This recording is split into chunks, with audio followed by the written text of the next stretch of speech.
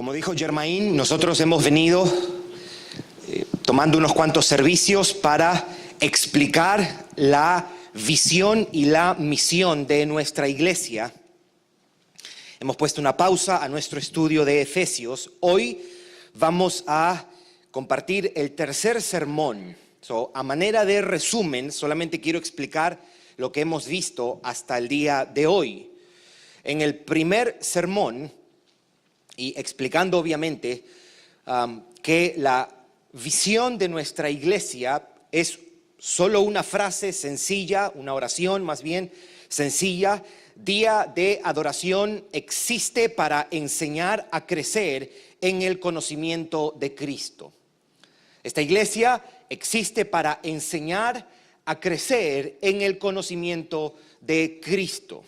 Y en el primer sermón explicamos que por qué tiene que ser Cristo el fundamento de este ministerio, por qué Cristo tiene que ser el tema de esta iglesia, de este ministerio, por qué Cristo es el que proclamamos, o por qué hay que crecer en el conocimiento de Cristo y no de otra cosa más.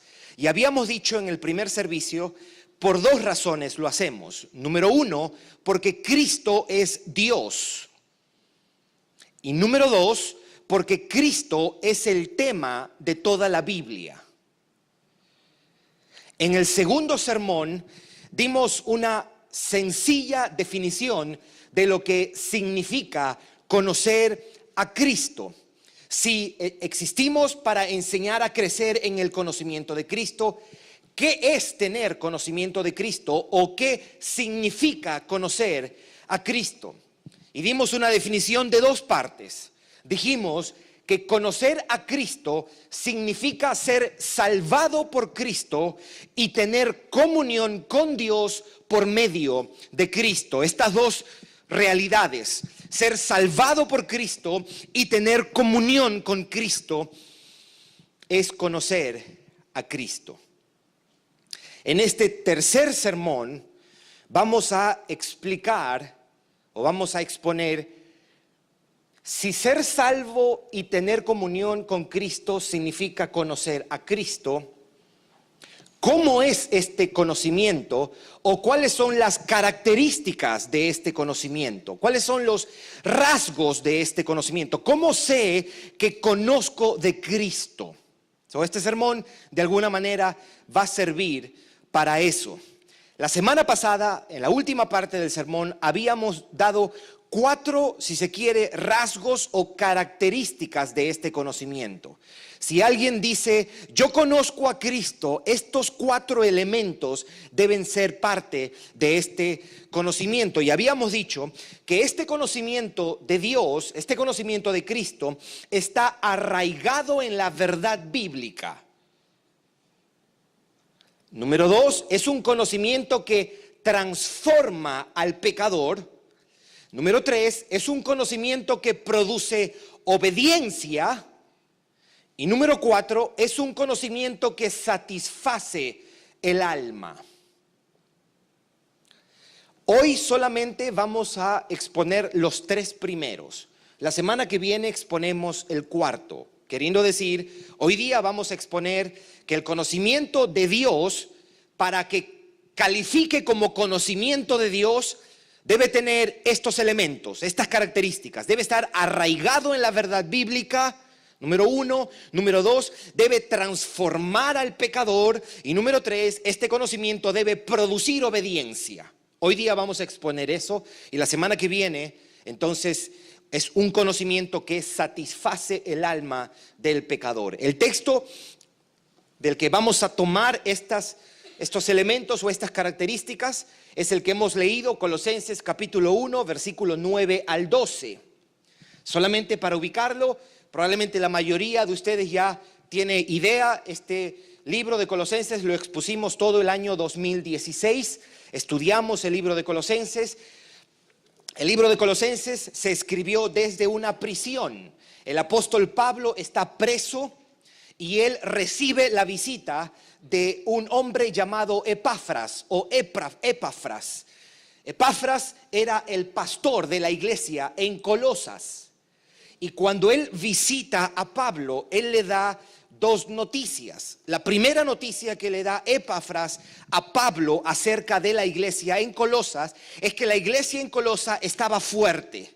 Los cristianos en Colosas estaban comprometidos con la fe y el amor los unos por los otros. En otras palabras, la iglesia de Colosas era una iglesia fuerte, sólida, cristianos maduros, piadosos, que estaban comprometidos con Dios, que estaban comprometidos con el evangelio, que estaban comprometidos con la iglesia. Pero la segunda noticia que le da es que a esta iglesia han llegado unos maestros que están enseñando algunas doctrinas que son erróneas y peligrosas para la iglesia. Estaban enseñando que aparte de la fe en Cristo, se necesitaba de ciertas visiones y de practicar ciertos rituales de la religión judía y de adquirir cierto conocimiento que está elevado y está reservado solamente para algunas personas. Pablo ve en este tipo de enseñanzas un peligro, porque él dice que lo que Cristo Jesús ha obtenido en la cruz del Calvario es suficiente para la salvación de los pecadores. Es más, Pablo dice en el famoso pasaje de Colosenses capítulo 2 versículo 10, en Cristo Jesús estamos completos, es decir, que en Cristo Jesús tenemos todo para la salvación de nuestros pecados. En Cristo Jesús tenemos todo para la santificación o el crecimiento en la fe, y en Cristo Jesús tenemos todo para el deleite y la satisfacción cristianas. En esas circunstancias, Pablo ve necesario escribir esta carta a los colosenses. Y en estos versículos que hemos leído, Pablo les está diciendo a ellos que él está orando a Dios por el bien de ellos. Y hace varias peticiones. Pudiéramos resumir, Pablo está haciendo una sola oración, pero también está haciendo varias oraciones o una sola oración compuesta de varias cosas.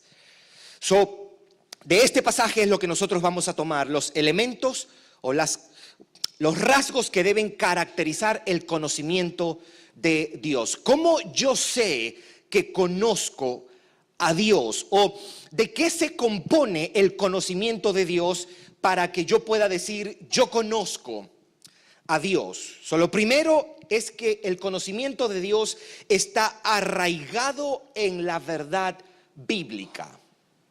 Esto lo tomo de los versículos 9 y 10. Leamos los versículos 9 y 10. Pablo dice: por lo cual también nosotros, desde el día que lo oímos, desde el día que lo oímos es una referencia al día que Epafras llega donde Pablo a la cárcel y le cuenta todo lo que está pasando en la iglesia. Dice: no cesamos de orar por vosotros y de pedir que seáis llenos del conocimiento de su voluntad en toda sabiduría e inteligencia espiritual. Versículo 10, para que andéis como es digno del Señor, agradándole en todo, llevando fruto en toda buena obra. Y esta última parte es como un resumen. Y creciendo en el conocimiento de Dios. Pablo en el versículo 9 está orando para que los colosenses conozcan la voluntad de Dios. Esta palabra voluntad es una referencia a la voluntad revelada de Dios, que es la Biblia. En otras palabras, Pablo está orando para que ellos conozcan, para que ellos aprendan, para que ellos entiendan la voluntad revelada de Dios, que es su palabra. Y al final del versículo 10, con la misma idea, Pablo dice que de esta manera ellos seguirán creciendo en el conocimiento de Dios. Note estas dos cosas: conocer la voluntad de Dios, la voluntad revelada de Dios, que es su palabra, y crecer en el conocimiento de Cristo. Esto quiere decir que hay una estrecha relación entre la Biblia y conocer a Dios. Necesitamos las Escrituras para conocer a Dios. O para decirlo de otra manera, el medio por el cual crecemos en el conocimiento de Dios comienza por medio de conocer y entender más la palabra de Dios. El conocimiento de Dios empieza por conocer la palabra de Dios. El conocimiento de Dios depende de conocer y entender su palabra. En otras palabras, como dije al comienzo, es un conocimiento que está arraigado en la verdad bíblica. El conocimiento de Dios es una experiencia, pero es una experiencia que está informada, está iluminada, está guiada por la palabra. Jesús lo decía de esta manera: los fariseos, que se jactaban de conocer a Dios por conocer las Escrituras, Jesús le dijo a los fariseos: escudriñen la Biblia, porque ellas dan testimonio de mí. A través de ella ustedes pueden conocer quién soy yo. Eso está en Juan 5:39, y en Juan 17, 6 al 8, Jesús dice, cuando está orando al Padre, dice: yo les he manifestado a ellos tu nombre por medio de lo que yo les he hablado. Queriendo decir, es a través de lo que yo les digo, a través de mis palabras, que yo les he manifestado quién tú eres. Ellos te conocerán por las cosas que yo les he dicho. Usted sabe, en teología se suele hacer una distinción. Se suele decir que podemos conocer a Dios de dos maneras. Uno, a través de la revelación general, y otra a través de la revelación especial. La revelación general es la que encontramos en las cosas creadas. Es decir, Dios se ha revelado de una manera general en la naturaleza. Podemos conocer que hay un Dios por medio de la creación. Sin embargo, esta revelación general no es suficiente para conocer mejor a Dios. O sea, dicho de otra manera, podemos obtener información acerca de Dios en la creación, pero esa información es muy general o muy limitada. Por ejemplo, ¿qué podemos saber de la creación acerca de Dios? Podemos saber que es eterno, porque alguien que estaba antes de las cosas creadas tuvo que haber creado todo esto. La creación también nos dice que Dios es poderoso y que es sabio, porque se necesita mucho poder para crear todo esto y se necesita mucha sabiduría para diseñar todo esto que nosotros vemos. Pero más de ahí es poco lo que podemos conocer acerca de Dios por medio de las Escrituras. La otra revelación que necesitamos es lo que se conoce como la revelación especial. Y esa es la revelación que Dios ha hecho en su palabra, en las Escrituras. ¿Y por qué se le llama especial? Porque es una información específica. En la naturaleza o en la creación vemos información de Dios, pero en la palabra de Dios hallamos una clase de información más precisa acerca de quién es Dios y cómo es Dios. Por eso se le conoce como revelación especial. La Biblia es la que nos revela la verdad acerca de Dios, la verdad acerca de su persona, la verdad acerca de sus obras, la verdad acerca de su voluntad. Por eso es por medio de las Escrituras que nosotros conocemos más y más a Dios. ¿Cómo es el conocimiento de Dios? Es un conocimiento que está arraigado en la Biblia. Depende de lo que la Biblia dice. Mis hermanos, esto es muy importante hoy. Porque hoy muchos se apoyan en la experiencia y no en la Escritura para conocer a Dios. ¿Verdad? Lo voy a explicar. Hay muchos dentro de las iglesias cristianas que dependen de lo que sintieron, o dependen de la visión que tuvieron, o del sueño que soñaron para conocer a Dios. Por eso dicen, yo vi a Dios. Hay unos que dicen, yo he visto a Jesús 3 veces. Yo diría también, Jesús Guarote, lo veo cada rato. Este conocimiento de Dios, mis hermanos, se obtiene primero y principalmente por las Escrituras. Y algunos hoy día dependen tanto de experiencias misteriosas, de sueños, las voces que escuchamos, las visiones que tuve.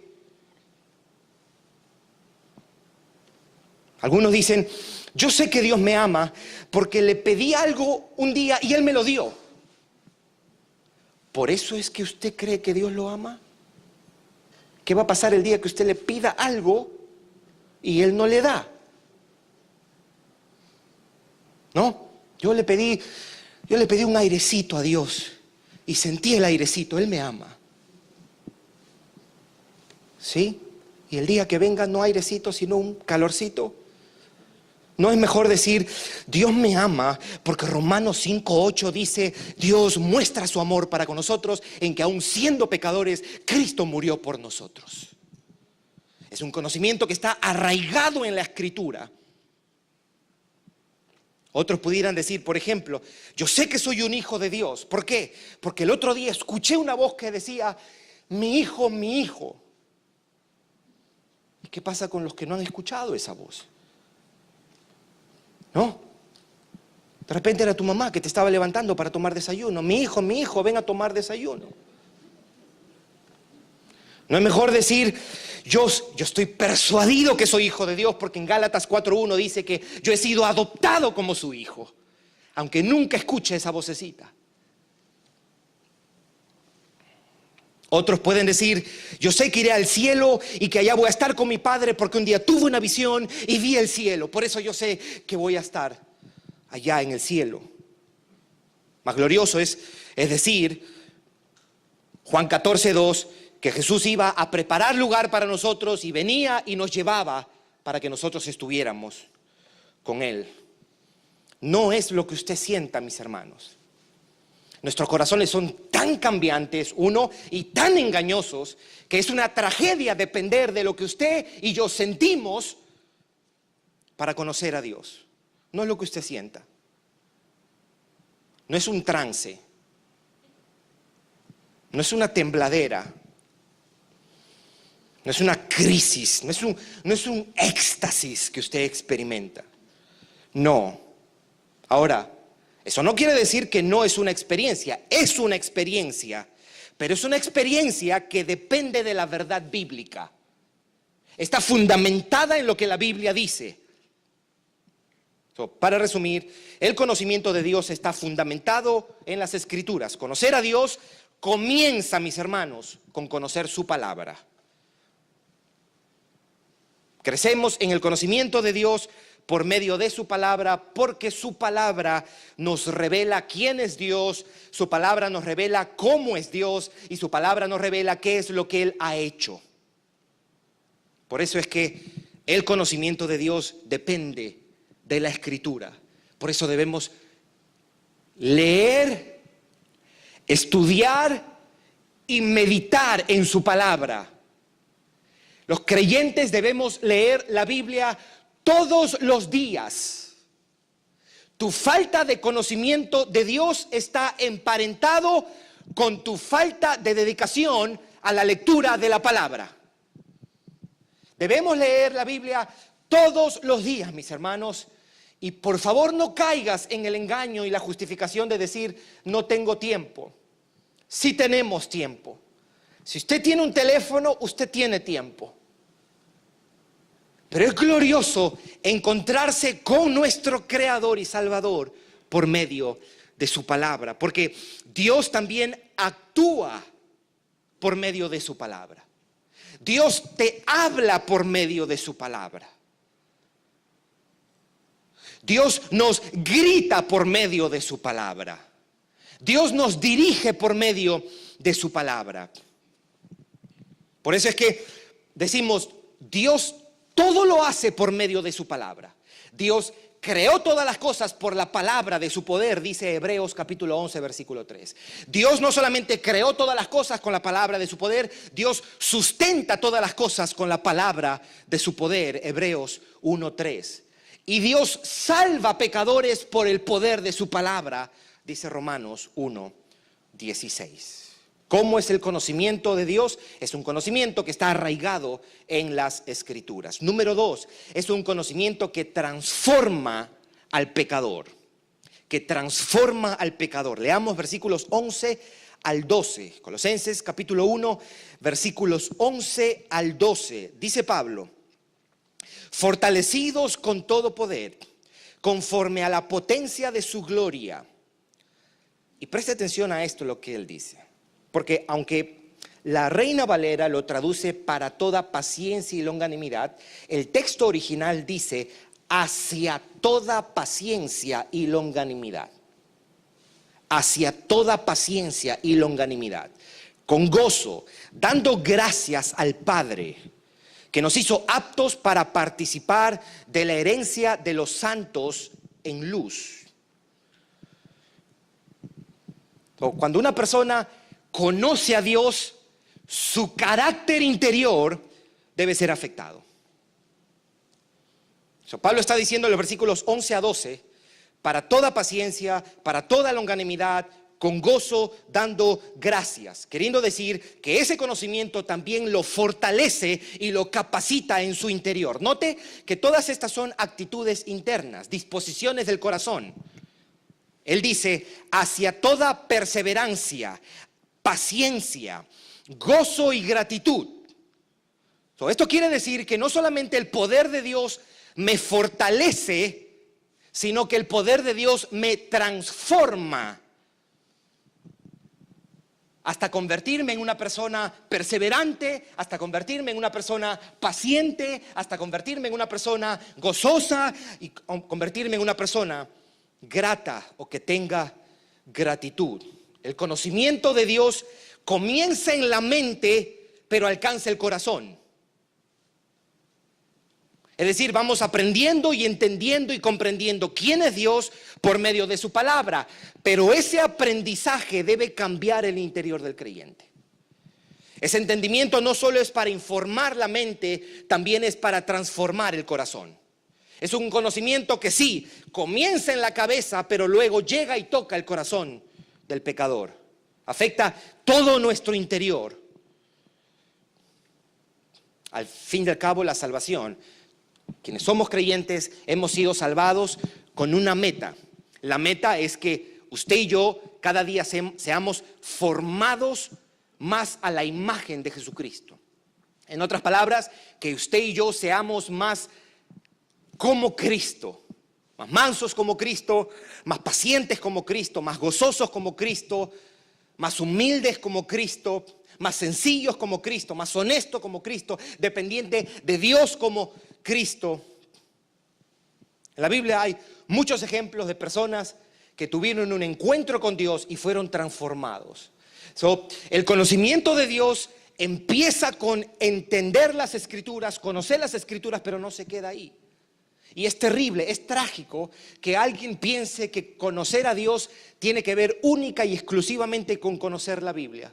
Usted puede conocer mucha escritura, pero seguir siendo la persona más arrogante, más hipócrita, más chismosa, más egoísta que pueda haber en un lugar. El conocimiento de Cristo está supuesto a transformar nuestros corazones. Moisés era un hombre profundamente iracundo, violento, le gustaba hacer justicia por sus propias manos, pero conocer a Dios lo transformó, de acuerdo al libro de Números 12, en el hombre más manso que había en la tierra. Pablo, antes de ser Pablo, era Saulo. Era un hombre sumamente orgulloso, arrogante. Se jactaba de su nacionalidad judía, de su herencia judía. Se jactaba de todo lo que él conocía. Se jactaba de obedecer la ley perfectamente. Además, odiaba a los cristianos, perseguía a los cristianos. Pero Dios un día lo encontró camino a Damasco y lo salvó. Y Dios lo transformó en un hombre humilde, sencillo, sensible, manso, compasivo. Eso es lo que hace el conocimiento de Dios. La meta no es memorizar escritura, la meta no es que usted sepa mucha Biblia. No, ese es el trayecto que nos lleva a un conocimiento más íntimo, más profundo, con nuestro Creador y Salvador, y ese conocimiento transforma nuestros corazones, nos hace más como Jesucristo. Amén. Es imposible tener comunión con el Hijo de Dios y seguir siendo las mismas personas. Es imposible tener comunión íntima con el Salvador y no parecerse al Salvador. ¿Cómo yo digo que experimento el amor, la compasión y la misericordia de Cristo y todavía mi vida se caracteriza por el egoísmo, la insensibilidad y el resentimiento? ¿Cómo explico yo eso? Cuando conocemos ese amor, cuando los creyentes experimentamos esa compasión, es imposible permanecer iguales. Conocer a Cristo transforma al pecador. Cuando somos abrazados por su misericordia, es difícil no ser transformados por esa misericordia. El hombre que conoce cara a cara a su Creador, el hombre que conoce a Dios, es un hombre transformado por ese conocimiento. ¿Cómo podemos decir que conocemos a Cristo? Mi vida transformada es una evidencia. Poder decir, no tanto el yo era un alcohólico, ahora no soy un alcohólico. No tanto el yo era un drogadito, ahora no soy un drogadito. No, es mejor. Porque, le voy a decir por qué. Porque hay gente que ha dejado de ser drogaditos y alcohólicos sin el evangelio. La vida transformada era un hombre gobernado por el orgullo y ahora quiero ser humilde como mi Salvador. Era un hombre movido por la ira y ahora anhelo la mansedumbre y quiero ser como mi Salvador. Era una persona que amaba las cosas de este mundo, me deleitaba en los bienes materiales, me creía superior a la gente. Pero hoy día Dios ha quebrantado ese orgullo y me ha convertido Él en una persona sencilla, sensible, humilde. Aunque no es perfecta la transformación, pero es una dirección diferente a la que voy. Porque quiero ser como mi Salvador. Amén. Y 3, el conocimiento de Dios es un conocimiento que produce obediencia.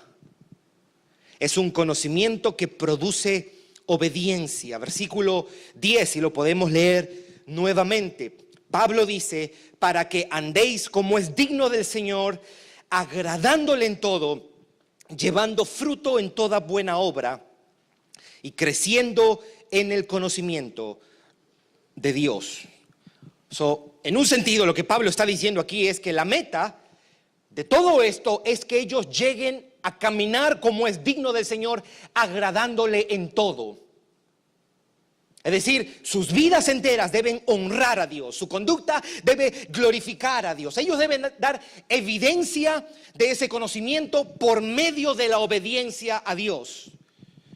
Cuando una persona es llena de ese conocimiento, camina de una manera distinta. El conocimiento de Dios produce obediencia. Jesús fue bien extremista con esto. Jesús decía cosas como, mis ovejas oyen mi voz, yo las conozco y me siguen. En otras palabras, aquellas que oyen mi voz y no me siguen no son mis ovejas. Jesús le dijo a la gente, ¿por qué ustedes me llaman en Lucas 6:46, Señor, Señor, y no hacen lo que yo digo?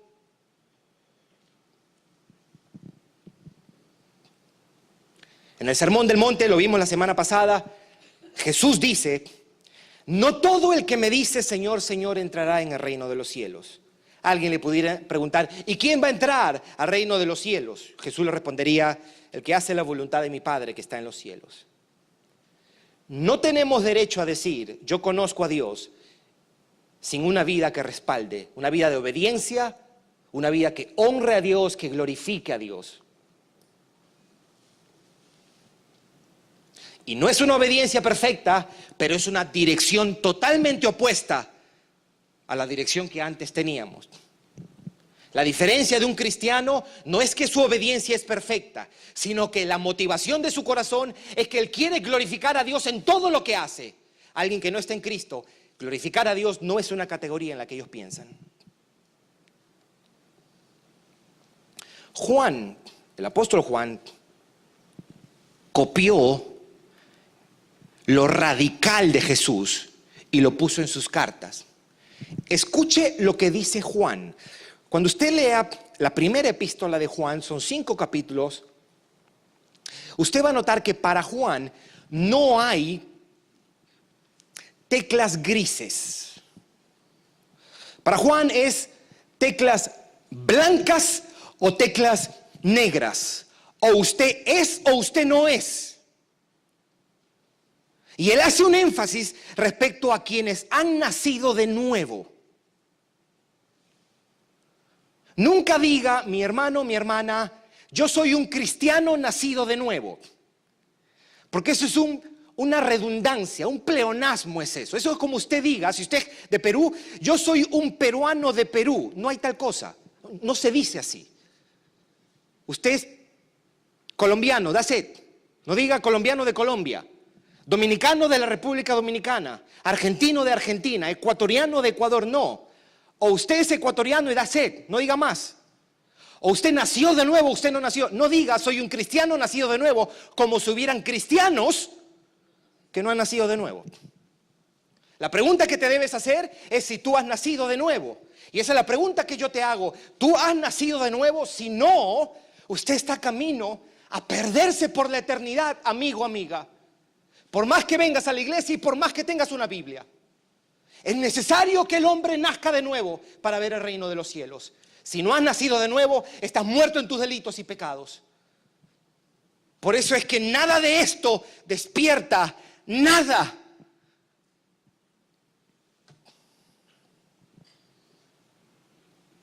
Juan decía, si decimos que tenemos comunión con Él, pero andamos en tinieblas, mentimos. Para hacer la aplicación aquí, mire lo que está diciendo Juan. Si decimos que tenemos comunión con Él, pero andamos en tinieblas, mentimos. En otras palabras, si usted dice, no, yo soy cristiano, yo tengo comunión con Dios, yo pertenezco a una iglesia, yo sirvo en la iglesia, pero usted está en tinieblas, su vida está llena de pecado, usted desobedece a Dios, usted está mintiendo. Mejor usted debería decir, estoy en tinieblas, no conozco a Dios. Eso sería cierto. Es más, esto está en Primera de Juan capítulo 1 versículo 6. Escuche lo que dice Primera de Juan capítulo 2. En esto sabemos que nosotros le conocemos.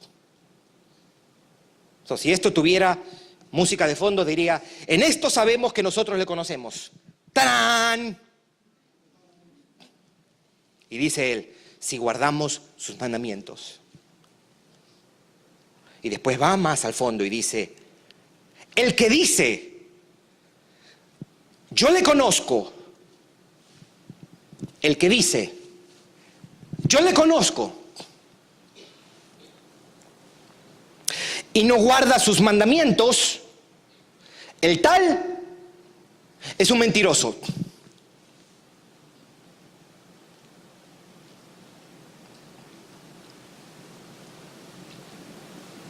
Si usted dice ser cristiano, que usted conoce a Dios y su vida no está caracterizada por la obediencia, no diga yo le conozco.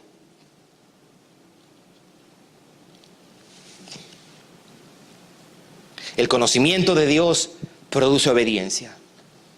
La evidencia de que eres de Cristo es que la dirección que tiene tu vida ahora, la orientación de tu vida es la gloria de Dios, aunque tu obediencia sea imperfecta, porque es imperfecta. Nadie es salvo por tener obediencia perfecta. Somos salvos porque se nos ha adjudicado o imputado la obediencia perfecta de Cristo o la justicia de Cristo.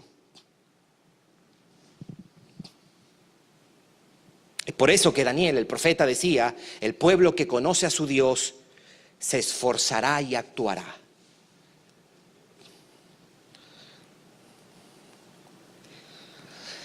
La prueba de tu salvación, la evidencia de que conoces a Dios, es la obediencia a Dios. Tú no puedes llamar a Dios tu Padre si todo el tiempo desobedeces a tu Padre. Tú no puedes llamar Señor a Jesús si no te sometes a Él. Sin santidad nadie verá al Padre. Y qué bueno que la Biblia nos apunta en esa dirección, porque la Biblia no engaña. Mateo registra ese pasaje en el que Jesús está hablando con la gente y le dice: muchos me dirán en aquel día, Señor, Señor. Y Jesús les va a decir a esas personas que dijeron Señor, Señor, personas que estaban dentro de la comunidad del pueblo de Dios, que eran parte del pueblo de Dios: Señor, Señor, yo nunca os conocí. Eso es trágico, mis hermanos. Es trágico para alguien que ha estado muchos años en una iglesia pensando que es de Cristo. Eso es trágico. Que tú pongas memes cristianos en tus cuentas de redes sociales no te hace cristiano.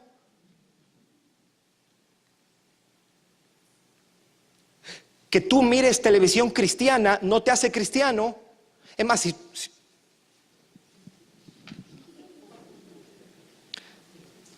si usted mira Enlace, no solamente no eres cristiano, y si eres cristiano eres un mal cristiano. Nada de esas cosas nos hacen cristianos. Es un corazón nuevo que Dios nos da en el nuevo nacimiento. Es una mente nueva, es el Espíritu de Dios morando en nosotros con la evidencia de una vida transformada y la obediencia a Dios. Eso hace el conocimiento de Dios. Que podamos decir, ¿sabes qué? Sigo siendo orgulloso, sigo siendo arrogante, egoísta, vanidoso, inseguro, pero no soy la misma persona que era antes. Dios ha transformado mi vida. Dios ha cambiado mi vida. Y cuando peco, lloro y lamento, porque no quiero fallarle a quien que dio su vida por mí y me salvó. Esa es la otra evidencia de alguien que conoce a Dios, que cuando le falla a Dios, llora, lamenta. Cuando desobedece, cuando dice algo que no está bien, cuando actúa de una manera arrogante, jactanciosa, vanidosa, egoísta, y cuando trata mal a la gente, y cuando hace cosas que no debía hacer y juzga de una manera equivocada, esa persona llega a sus sentidos bajo la convicción del Espíritu Santo y dice: Señor, esto está mal.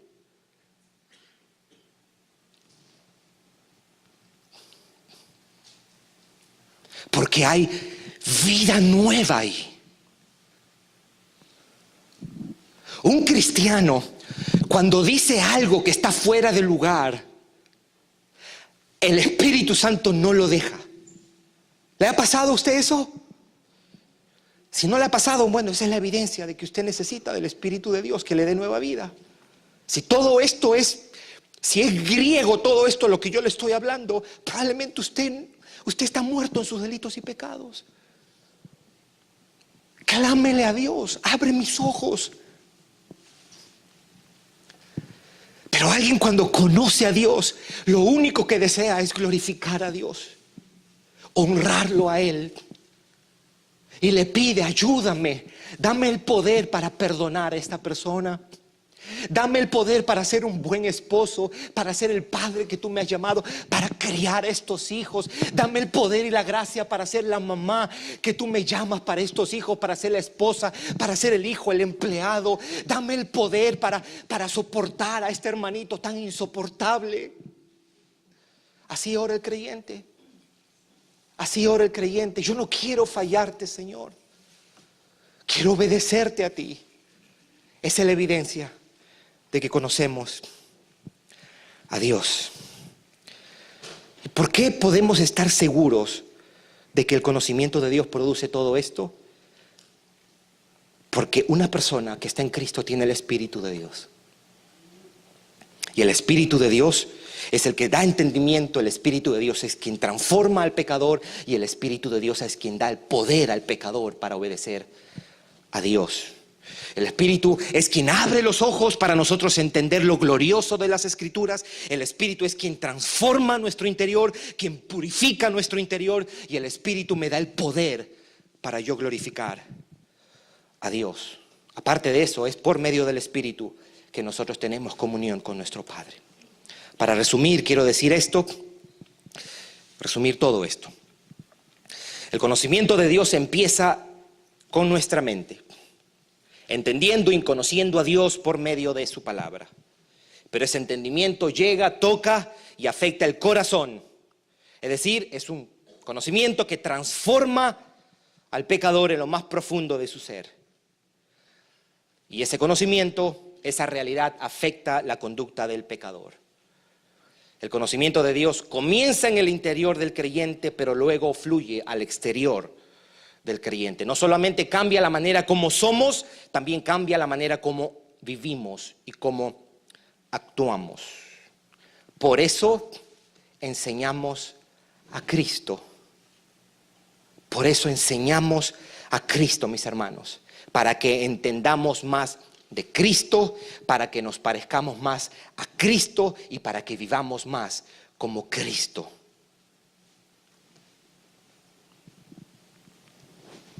Crecer en el conocimiento de Cristo es experimentar cada día más y en un grado mayor la realidad de nuestra salvación y nuestra gloriosa comunión con Dios.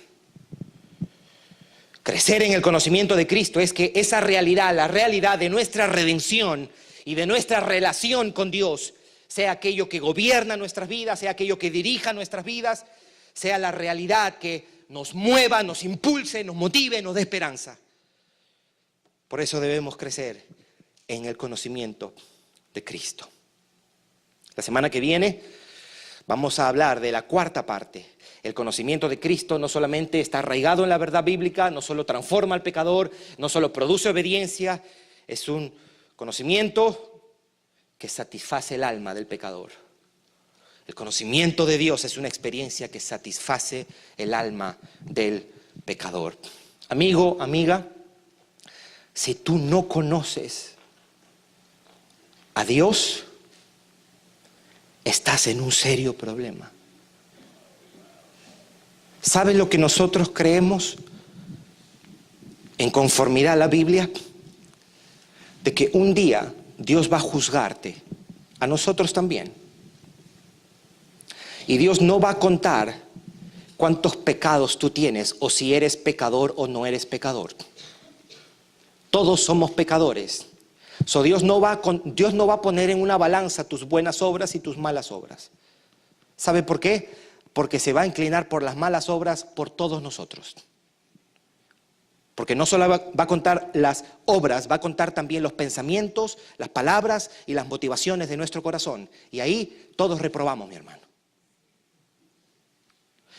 El único criterio que Dios tendrá para salvarte es si tú recibiste el único medio que Él envió a este mundo para reconciliarnos con Él.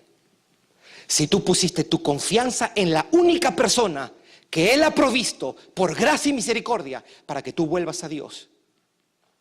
Ese día el criterio para juzgarnos va a ser ¿qué tú hiciste con Jesucristo? ¿Lo ignoraste o lo viste como la única esperanza y a quien te aferraste y te arrepentiste de tus pecados?